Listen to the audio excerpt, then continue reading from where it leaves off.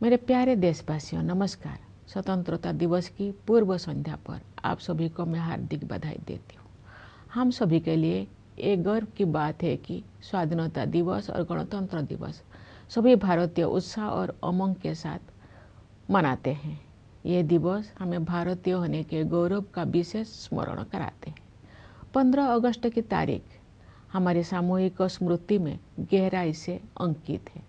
औपनिवेशिक शासन की लंबी अवधि के दौरान देशवासियों की अनेक पीढ़ियों ने ये सपना देखा था कि एक दिन देश स्वाधीन होगा। देश के हर हिस्से में रहने वाले पुरुष और महिलाएं, बूढ़े और जवान विदेशी शासन की बेड़ियों को तोड़ फेंकने के लिए व्याकुल थे। उनके संघर्ष में निराशा नहीं, अपितु बलवती आशा का भाव था। आशा का वही भाव स्वतंत्रता के बाद हमारी प्रगति को ऊर्जा देता रहा। कल जब हम अपने त्रिरंगे को सलामी दे रहे होंगे तो हम उन सभी स्वाधीनता सेनानियों को भी श्रद्धांजलि अर्पित करेंगे जिनके बलिदान के बल पर 78 साल पहले 15 अगस्त के दिन भारत ने स्वाधीनता हासिल की थी। अपनी स्वाधीनता का पुनः प्राप्त करने के बाद हम एक ऐसे लोकतंत्र के मार्ग पर आगे बढ़े जिसमें सभी वयस्कों को मतदान का अधिकार था। दूसरे शब्दों में कहे तो हम भारत के लोगों ने अपने नियति को स्वरूप देने का अधिकार स्वयं को अर्पित किया। अनेक लोकतांत्रिक व्यवस्थाओं में जेंडर, रिलीजन तथा अन्य आधारों पर लोगों के मताधिकार पर पाबंदियां होती थी, परंतु हमने ऐसा नहीं किया। चुनौतियों के बावजूद भारत के लोगों ने लोकतंत्र को सफलतापूर्वक अपनाया। लोकतंत्र को अपनाना हमारी प्राचीन लोकतांत्रिक मूल्यों की सहज अभिव्यक्ति थी। भारत भूमि विश्व के प्राचीनतम गणराज्यों की धरती रही है। इसे लोकतंत्र की जननी कहना सर्वथा उचित है। हमारे द्वारा अपनाए गए संविधान की आधारशिला पर हमारी लोकतंत्र का भवन निर्मित हुआ है। हमने लोकतंत्र पर आधारित ऐसी संस्थाओं का निर्माण किया जिनसे लोकतांत्रिक कार्यशैली को मजबूती मिली। हमारे लिए हमारा संविधान और हमारे लोकतंत्र सर्वोपरि है। अतीत पर दृष्टिपात करते हुए हमें देश के विभाजन से हुई पीड़ा को कदापि नहीं भूलना चाहिए। आज हमने विभाजन विभीषिका स्मृति दिवस मनाया। विभाजन के कारण भयावह हिंसा देखी गई और लाखों लोग विस्थापित होने के लिए मजबूर किए गए। आज हम इतिहास की गलतियों के शिकार हुए लोगों को श्रद्धांजलि अर्पित करते हैं। प्यारे देशवासियों, हमारे संविधान में ऐसे 4 मूल्यों का उल्लेख है जो हमारे लोकतंत्र को सुदृढ़ बनाए रखने वाले 4 स्तंभ हैं। ये मूल्य है न्याय, स्वतंत्रता, समता और बंधुता। ये हमारी सभ्यता के ऐसे सिद्धांत हैं जिन्हें हमने स्वाधीनता संग्राम के दौरान पुनः जीवंत बनाया है। मेरा मानना है कि इन सभी मूल्यों के मूल में व्यक्ति की गरिमा की अवधारणा विद्यमान है। प्रत्येक व्यक्ति समान है और सभी को ये अधिकार है कि उनके साथ गरिमापूर्ण व्यवहार हो। स्वास्थ्य सेवाओं और शिक्षा सुविधाओं तक सभी की समान पहुंच होने चाहिए। सभी को समान अवसर मिलने चाहिए। जो लोग पारंपरिक व्यवस्था के कारण वंचित रह गए थे, उन्हें मदद की जरूरत थी। इन सिद्धांतों को सर्वोपरि रखते हुए हमने 1947 में एक नई यात्रा शुरू की। विदेशी हुकूमत की लंबी अवधि के बाद स्वाधीनता के समय भारत घोर गरीबी से जूझ रहा था, लेकिन तब से अब तक के 78 वर्षों में हमने सभी क्षेत्रों में असाधारण प्रगति की है। भारत ने आत्मनिर्भर राष्ट्र बनने के मार्ग पर काफी दूरी तय कर ली है और प्रबल आत्मविश्वास के साथ आगे बढ़ता जा रहा है। आर्थिक क्षेत्र में हमारी उपलब्धियां साफ साफ देखी जा सकती है। पिछले वित्त वर्ष में 6.5% की सकल घरेलू उत्पाद वृद्धि दर के साथ भारत दुनिया की प्रमुख अर्थव्यवस्था में सबसे तेजी से बढ़ने वाले देश है। वैश्विक अर्थव्यवस्था में व्याप्त समस्याओं के बावजूद घरेलू मांग में तेजी से वृद्धि हो रही है। मुद्रास्फीति पर नियंत्रण बना हुआ है, निर्यात बढ़ रहा है। सभी प्रमुख संकेतक अर्थव्यवस्था की मजबूत स्थिति को दर्शा रहे हैं। ये हमारे श्रमिक और किसान भाई बहनों की कड़ी मेहनत और समर्पण के साथ साथ सुविचारित सुधारों और कुशल आर्थिक प्रबंधन का भी परिणाम है। सुशासन के माध्यम से बड़ी संख्या में लोगों को गरीबी से बाहर निकाला गया है। सरकार गरीबों के लिए अनेक कल्याणकारी योजनाएं चला रही है। जो लोग गरीबी रेखा से ऊपर तो आ गए हैं लेकिन मजबूत स्थिति में नहीं है, उनको भी ऐसे योजनाओं की सुरक्षा उपलब्ध है ताकि वे फिर से गरीबी रेखा से नीचे ना चले जाएं। ये कल्याणकारी प्रयास सामाजिक सेवाओं पर बढ़ते खर्च में परिलक्षित होते हैं। आय की असमानता कम हो रही है, क्षेत्रीय असमानताएं भी कम हो रही है।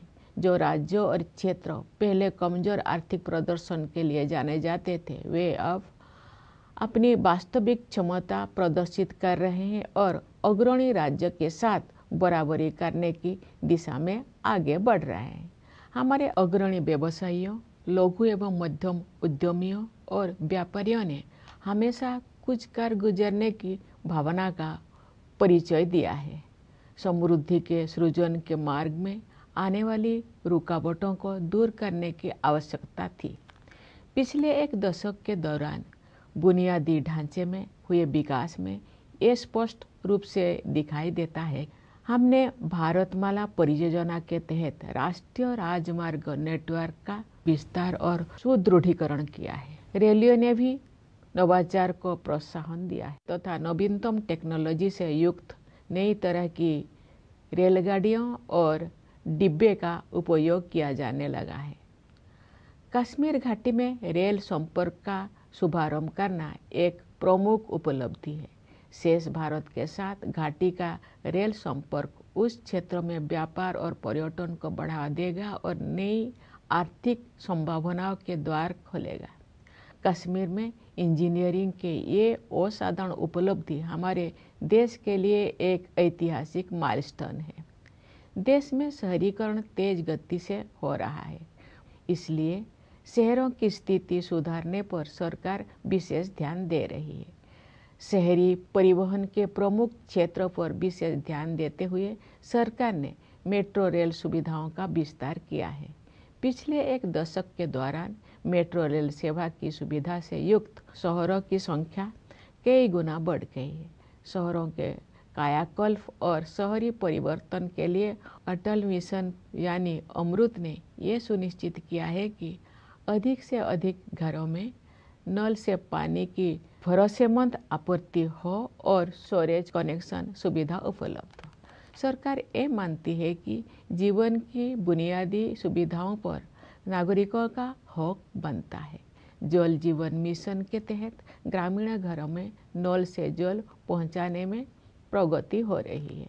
अपने तरह के विश्व की सबसे बड़ी स्वास्थ्य सेवा योजना आयुष्मान भारत के अंतर्गत विभिन्न कदम उठाए गए हैं। उन प्रयासों के परिणाम स्वरूप स्वास्थ्य सेवा के क्षेत्र में हम क्रांतिकारी बदलाव देख रहे हैं। इस योजना के तहत अब तक 55 करोड़ से अधिक लोगों को सुरक्षा कवच प्रदान किया जा चुका है।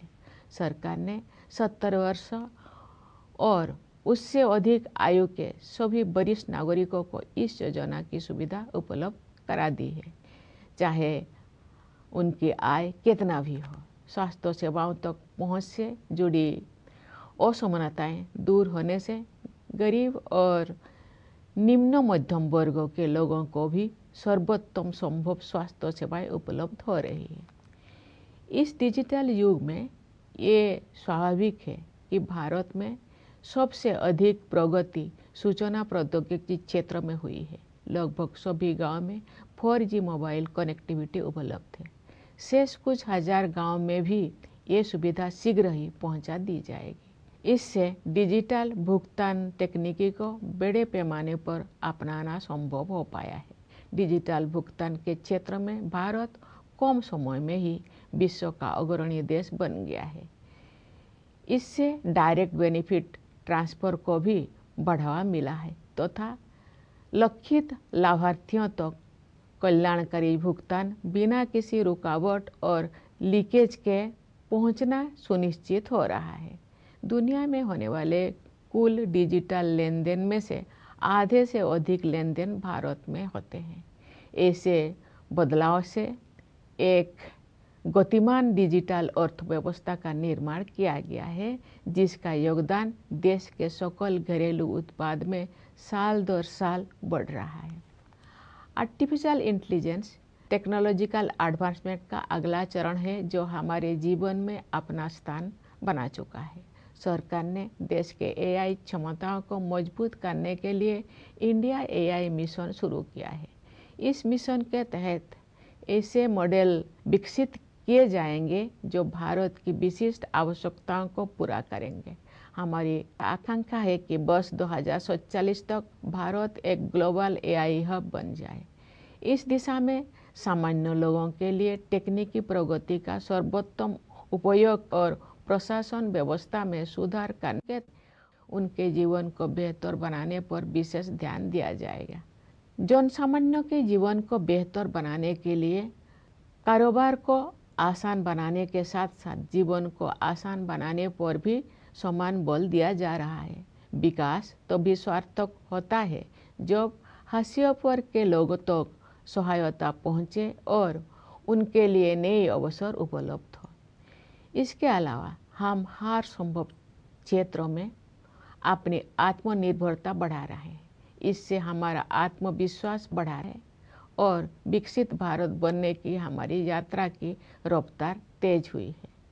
पिछले सप्ताह 7 अगस्त को देश में राष्ट्रीय हथकरघा दिवस मनाया गया। इस दिवस को मनाने का उद्देश्य हमारे बुनकरों और उनके उत्पादों का सम्मान करना है। हमारे स्वाधीनता संग्राम के दौरान 1905 में शुरू किए गए स्वदेशी आंदोलन की स्मृति में वर्ष 2015 से ये दिवस हर साल मनाया जाता है। महात्मा गांधी ने भारतीय कारीगरों और शिल्पकारों के खून पसीनों से निर्मित और उनके अतुलनीय कौशल से युक्त उत्पादों को बढ़ावा देने के लिए स्वदेशी की भावना को और मजबूत किया था। स्वदेशी का विचार मेक इन इंडिया और आत्मनिर्भर भारत अभियान जैसे राष्ट्रीय प्रयासों को प्रेरित करता रहा है। हम सबको ये संकल्प लेना है कि हम अपने देश में बने उत्पादों को खरीदेंगे और उनका उपयोग करेंगे। प्यारे देशवासियों, सामाजिक क्षेत्र में किए गए प्रयासों से संवर्धित समग्र आर्थिक विकास के बल पर भारत 2047 तक एक विकसित अर्थव्यवस्था बनने के मार्ग पर अग्रसर है। मैं समझती हूँ कि अमृत काल के इस दौर में आगे बढ़ते जाने की राष्ट्रीय यात्रा में सभी देशवासी यथाशक्ति अपना सर्वाधिक योगदान देंगे। मेरा मानना है कि समाज के 3 ऐसे वर्ग हैं जो हमें प्रगति के इस मार्ग पर आगे बढ़ाएंगे। ये 3 वर्ग हैं हमारे युवा, महिलाएं और वे समुदाय जो लंबे समय से हाशिए पर रहे हैं। अंततः हमारे युवाओं को अपने सपनों को साकार करने के लिए अनुकूल परिस्थितियां मिल गई है। राष्ट्रीय शिक्षा नीति के माध्यम से दूरगामी बदलाव किए गए हैं। शिक्षा को जीवन मूल्य से तथा कौशल को परंपरा के साथ जोड़ा गया है। रोजगार के अवसर तेजी से बढ़ रहे हैं। उद्यमिता की आकांक्षा रखने वाले लोगों के लिए सरकार ने सर्वाधिक अनुकूल वातावरण उपलब्ध कराए हैं। युवा प्रतिभाओं की ऊर्जा से शक्ति प्राप्त करके हमारे आंतरिक कार्यक्रम का अभूतपूर्व विस्तार हुआ है। मुझे विश्वास है कि शुभांशु शुक्ला की इंटरनेशनल स्पेस स्टेशन की यात्रा ने एक पूरी पीढ़ी को ऊंचे सपने देखने की प्रेरणा दी है।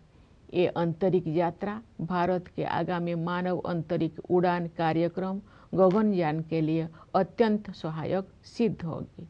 नई आत्मविश्वास से भरपूर हमारे युवा खेल जगत में अपनी पहचान बना रहे हैं। उदाहरण के लिए शतरंज में आप भारत के युवाओं का जैसा वर्चस्व है वैसा पहले कभी नहीं था।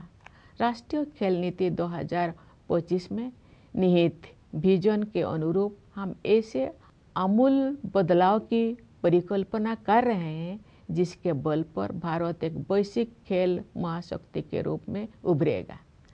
हमारी बेटियां हमारे गौरव हैं। वे प्रतिरक्षा और सुरक्षा सहित हर क्षेत्र में अवरोधों को पार करके आगे बढ़ रहे हैं। खेलकूद को उत्कृष्टता, सशक्तिकरण और क्षमताओं का महत्वपूर्ण संकेतक माना जाता है। विश्व शतरंज चैंपियनशिप के लिए फीडे महिला विश्व कप का फाइनल मैच 19 वर्षों के भारत की एक बेटी और 38 वर्षों की एक भारतीय महिला के बीच खेला गया। ये उपलब्धि पीढ़ी दर पीढ़ी हमारी महिलाओं में विद्यमान विश्व स्तर की सतत उत्कृष्टता को रेखांकित करती है। रोजगार में भी जेंडर गैप कम हो रहा। नारी शक्ति बंधन अधिनियम से महिला सशक्तिकरण अब केवल एक नारा ना रहकर यथार्थ बन गया है। हमारे समाज का एक बड़ा हिस्सा अनुसूचित जाति, अनुसूचित जनजाति, पिछड़ा वर्ग और अन्य समुदायों के लोगों का है। इन समुदायों के लोग अब हाशिए पर होने का टैग हटा रहे हैं। उनकी सामाजिक और आर्थिक आकांक्षाओं को साकार करने के लिए सक्रिय प्रयासों के माध्यम से सरकार उनकी सहायता करती आ रही है। अपनी वास्तविक क्षमता को हासिल करने की दिशा में भारत अब और अधिक तेज गति से आगे बढ़ रहा है। हमारे सुधारों और नीतियों से विकास का एक प्रभावी मंच तैयार हुआ है।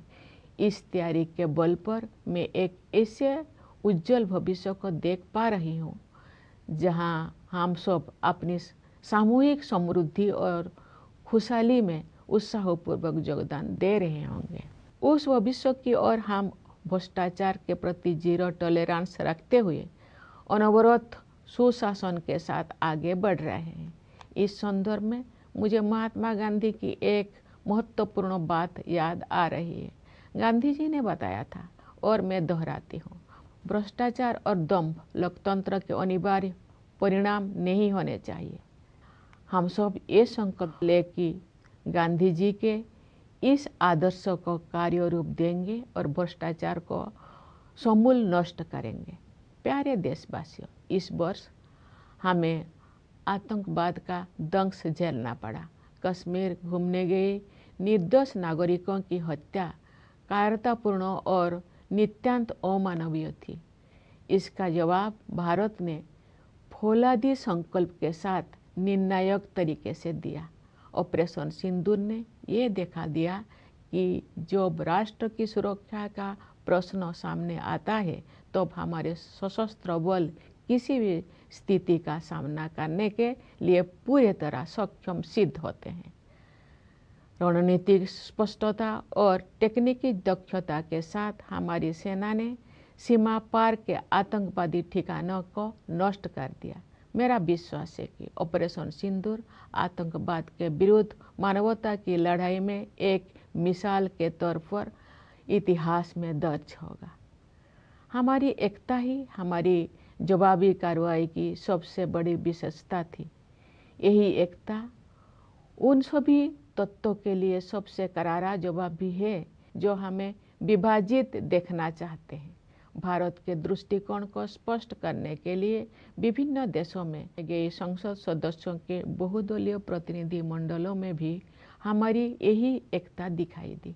विश्व समुदाय ने भारत की इस नीति का संज्ञान लिया है कि हम आक्रमणकारी तो नहीं बनेंगे, लेकिन अपने नागरिकों की रक्षा के लिए जवाबी कार्रवाई करने में तनिक भी संकोच नहीं करेंगे। ऑपरेशन सिंदूर प्रतिरक्षा के क्षेत्र में आत्मनिर्भर भारत मिशन की परीक्षा का भी अवसर था। अब ये सिद्ध हो गया है कि हम सही रास्ते पर हैं। हमारा स्वदेशी विनिर्माण उस निर्णायक स्तर पर पहुंच गया है जहां हम अपनी बहुत सी सुरक्षा आवश्यकताओं को पूरा करने में भी आत्मनिर्भर बन गए हैं। ये उपलब्धियाँ स्वाधीन भारत के रक्षा इतिहास में एक नई अध्याय का सूत्रपात है। प्यारे देशवासियों, इस अवसर पर मैं आप सभी से ये आग्रह करना चाहती हूँ कि पर्यावरण की रक्षा के लिए आप सब हर संभव प्रयास करें। जलवायु परिवर्तन की चुनौती का सामना करने के लिए हमें अपने आप में भी कुछ परिवर्तन करने होंगे। हमें अपनी आदतें और अपनी विश्व दृष्टि में बदलाव लाना होगा।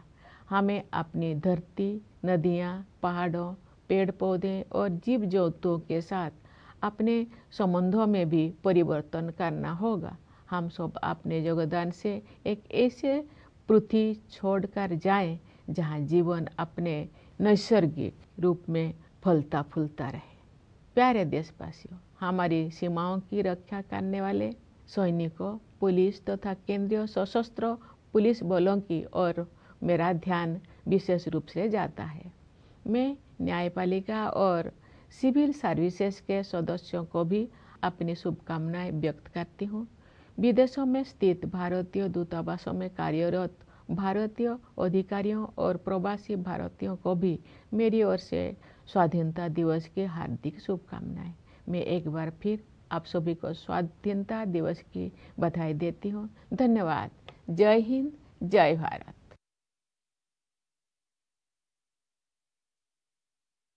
My dear fellow citizens, I extend my heartiest greetings to all of you on the eve of Independence Day. It is a matter of pride for all of us that Independence Day and Republic Day are celebrated by every Indian with zeal and enthusiasm. These are the days that specially remind us of our being proud Indians. The 15th of August is a date etched in our collective memory. During the long years of colonial rule, generations of Indians dreamt of the day of independence. Men and women, old and young, from all parts of the country, yearned to throw away the yoke of foreign rule. Their struggle was marked by robust optimism, which has continued to propel our progress since independence too.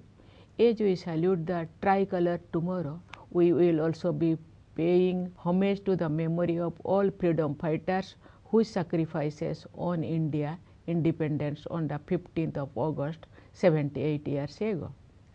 After regaining our freedom, we also became a democracy with universal adult franchise.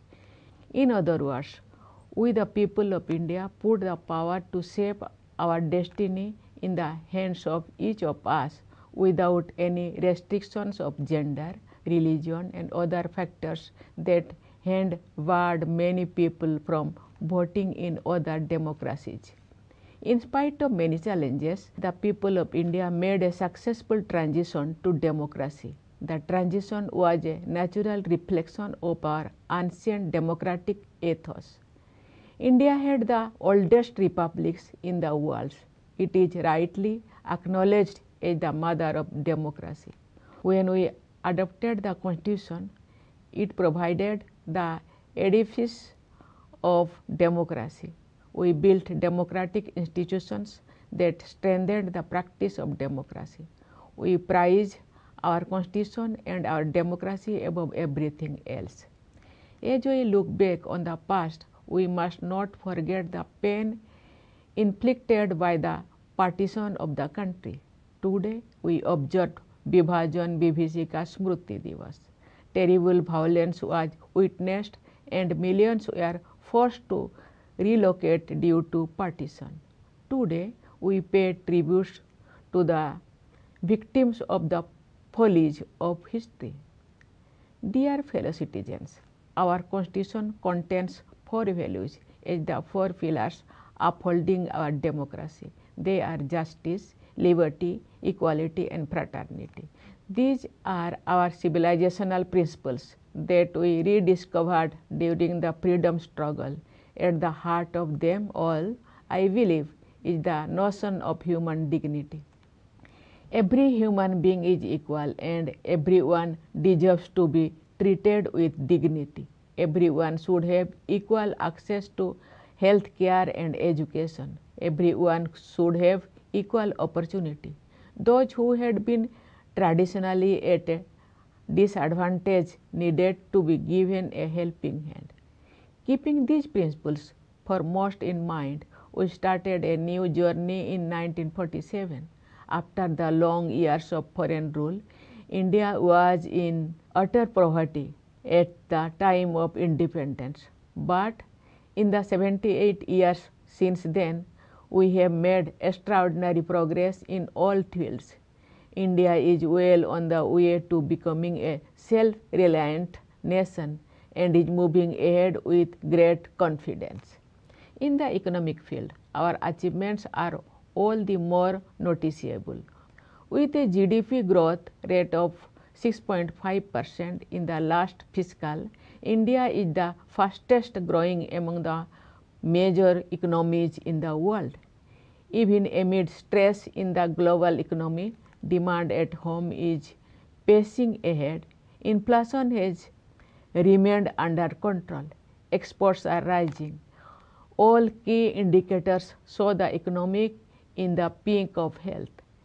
This is as much due to carefully calibrated reforms and sagacious economic management as due to the hard work and dedication of our workers and farmers. A large number of people have been pulled out of poverty through good governance.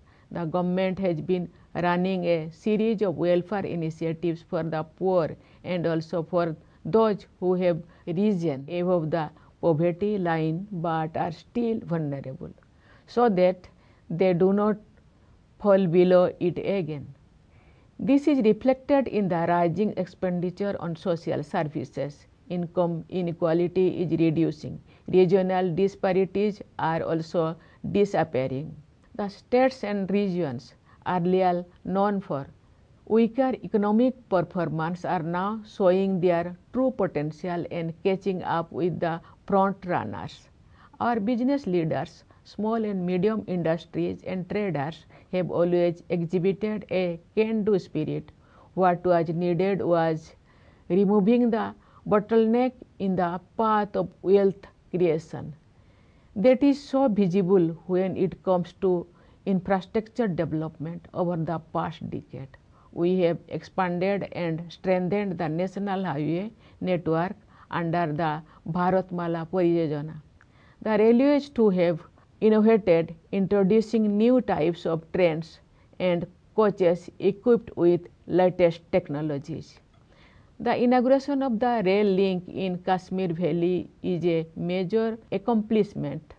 Rail connectivity with the valley will boost trade and tourism in the region and open new economic possibilities. This engineering marvel at Kashmir is a historic milestone for our country. The country is rapidly urbanizing, hence the government has been paying special attention to improve the conditions of the cities. Addressing the key area of urban transport, the government has expanded metro rail facilities. The number of cities with a metro rail service has gone up multifold in a decade. The Atal Mission for Rejuvenation and Urban Transformation, or AMRUT, has ensured more and more households have access to a tap with the assured supply of water and a storage connection. The government considers the basic amenities of life as rightful claims of the citizens.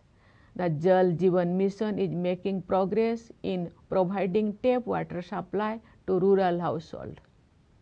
In the healthcare sector, we have been witnessing a paradigm shift with a variety of initiatives under Ayushman Bharat, the largest healthcare scheme of its kind in the world. This scheme has already provided cover to more than 55 crore people. The government extended this benefit to all senior citizens of the age of 70 years and above, regardless of their income.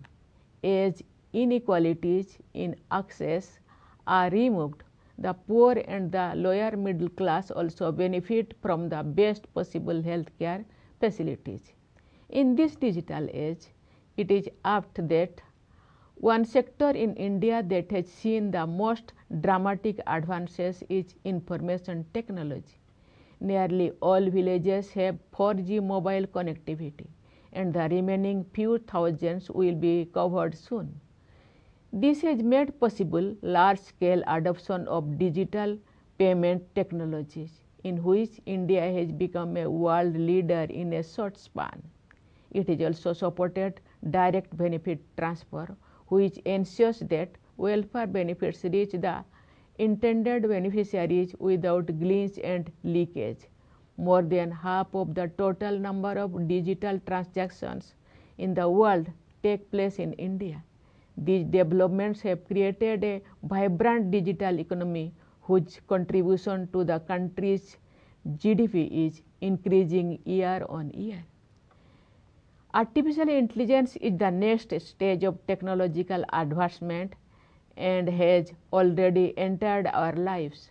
The government has launched the India AI mission to strengthen the country's AI capabilities. It is also helping to build AI models that answer to India's specific requirements.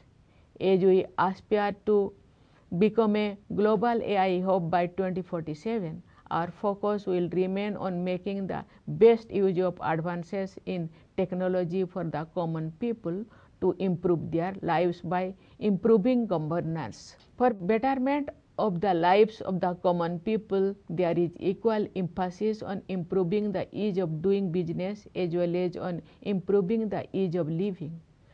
Development serves the purpose only when it helps those on the margins and opens new opportunities for them. Moreover, we are increasing our self-reliance on every area possible. This has added to our self-confidence and increased the momentum of our journey towards becoming Viksit Bharat. Last week, on August 7, the country celebrated National Handloom Day, which honors our weavers and their products. Since the year 2015, we have been celebrating this day to commemorate the Swadeshi movement, launched during our freedom struggle in the year 1905. The spirit of Swadeshi was strengthened by Mahatma Gandhi to promote the products made by the sweat and toil of Indian artisans and craftspersons and by their incomparable skills. The idea of Swadeshi has been inspiring our national endeavors like Make in India initiative and Atmanirbhar Bharat Abhiyan. Let us resolve to buy and use Indian products. Dear fellow citizens, the all-round economic growth complemented by social sector initiatives has placed India well on the path of becoming a developed economy by 2047. With the nation marching ahead during the Amrit Kal, I see all of us contributing to the best of our ability. I believe there are three sections of society that will lead us on this path: youth, women, and the communities that had for long remained on the margins. Our youth have finally found the right environment for the realization of their dreams. The national education policy has brought in far-reaching changes, aligning learning with values and skills with tradition. Employment opportunities are booming. For those with entrepreneurial aspirations, the government has created the most conducive ecosystem. Fueled by young minds, our space program has witnessed unprecedented expansion. I am sure that Shubhangshu Shukla's space journey to the International Space Station has fired a whole generation to dream bigger. It will prove extremely helpful for India's upcoming human space flight program Gaganyaan. Brimming with a new confidence, our youth are making a mark in sports and games. Chess, for example, is now dominated by India's youngsters like never before. we foresee transformative changes which will establish India as a global sporting powerhouse under the vision contained in the National Sports Policy 2025. Our daughters are our pride. They are breaching barriers in every field, including in the areas of defense and security.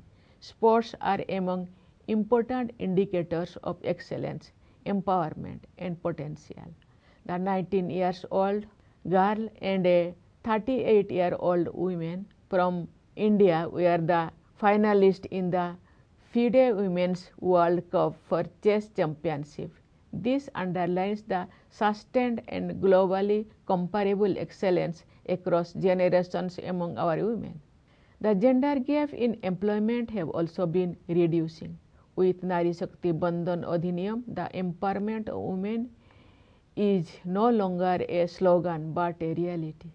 People belonging to a major segment of our society comprising scheduled castes, scheduled tribes, backward classes and other communities are shedding the tag of the marginalized.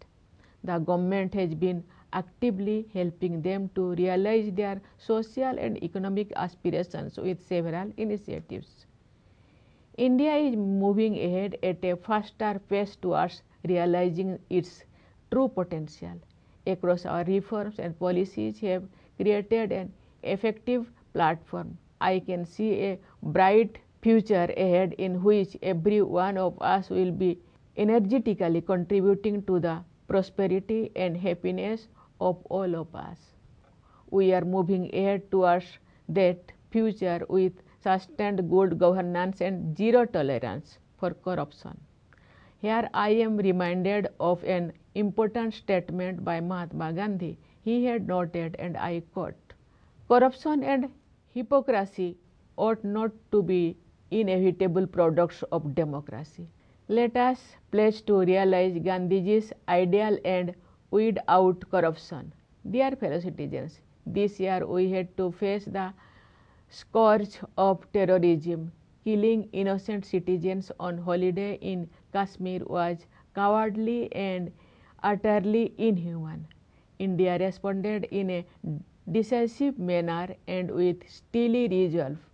Operation Sindoor showed that our armed forces are prepared to meet any eventuality when it comes to guarding the nation. With strategic clarity and technical capability, they destroyed terrorist hubs across the border. I believe Operation Sindoor will go down in history as an example in humanity's fight against terrorism. In our response, what was most noticeable was our unity, which is also the most befitting response to those who wanted to divide us. Our unity was on display also in the multi-party delegations of the members of parliament that reached out to various nations to explain India's position. The world has taken note of India's stance that we will not be the aggressor, but we will not hesitate to retaliate in defense of our citizens. Operation Sindoor was also a test case of the Atmanirbhar Bharat mission in the defense sector. The outcome has proved that we are on the right path. Our indigenous manufacturing has achieved the critical level that makes us self-sufficient in meeting many of our security requirements. These are landmark achievements in India's defense history since independence.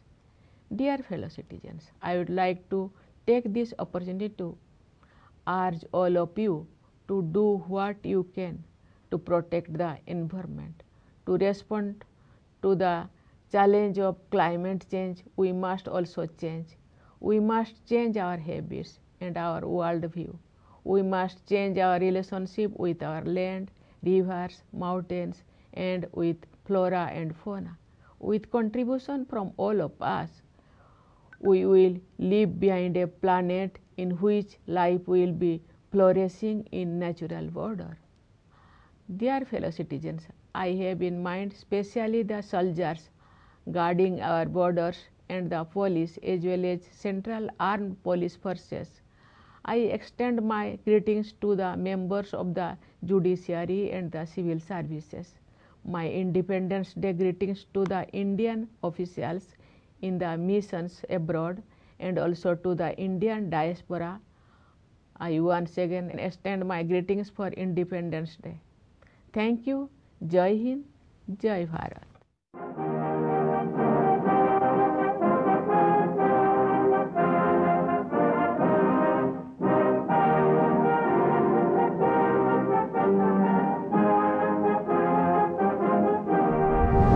আপনি কি গাছ লাগাতে ভালোবাসেন?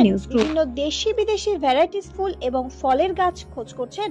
তবে আর দেরি না করে চলে আসুন মা মিনতি নার্সারি এবং বোটানিক্যাল গার্ডেনে। পরিচালনায় সুমনা নাথ।